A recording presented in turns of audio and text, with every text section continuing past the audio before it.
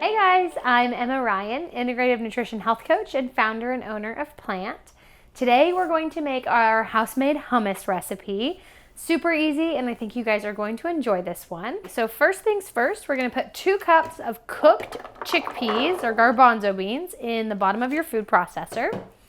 We're going to do 2 whole garlic cloves, 1 teaspoon of smoked paprika, 1 teaspoon of ground cumin,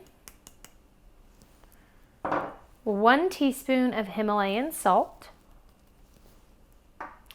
1/4 cup of water, 1/4 cup of extra virgin olive oil. And if you are completely oil-free, you can omit the oil and do extra water if you'd like. And then last but not least, 1/2 cup of tahini, which is a sesame seed paste.